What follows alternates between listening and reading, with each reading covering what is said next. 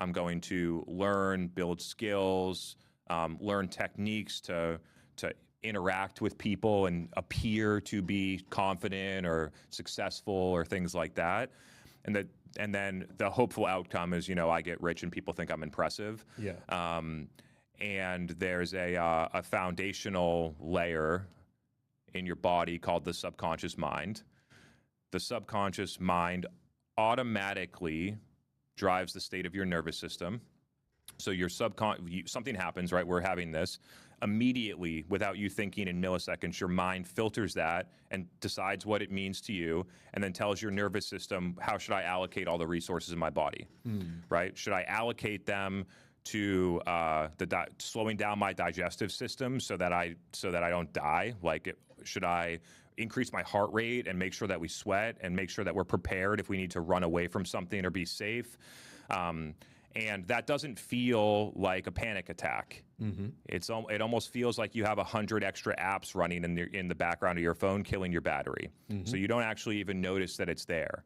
And when all those resources are going to those places, which is in the sympathetic nervous system, automatically, they don't go to things like restoring your cardiovascular health, digesting properly, and most importantly, in the prefrontal cortex, where all the most powerful capabilities of a human live. How do we connect with other humans? How do we think with clarity? How do we trust ourselves? How do we act creative? How do we have vision? How do we access our intuition?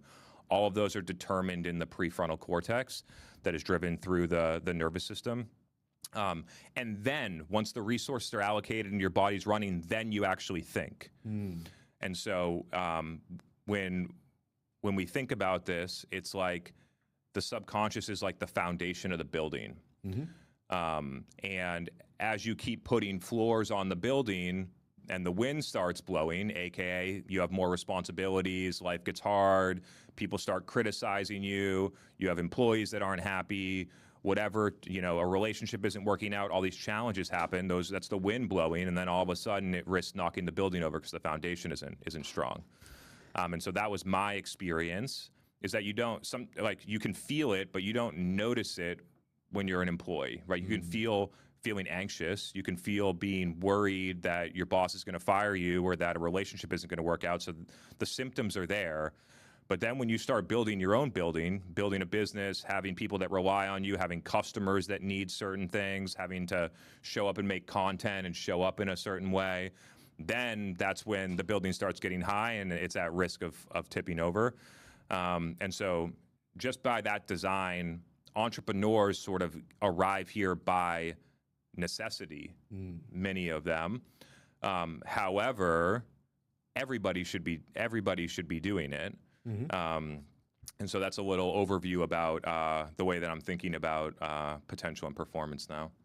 Very interesting perspective. But you mentioned how the way that your subconscious mind is programmed right now, it's capable of handling a certain level and a certain amount of conditions. And as you elevate and rise, you start to see those, windy tides.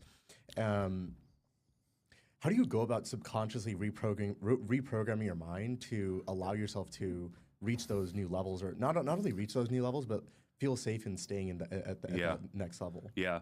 So in order to understand how to change them, it's good to understand how they got there. And so how do these automatic programs even are here?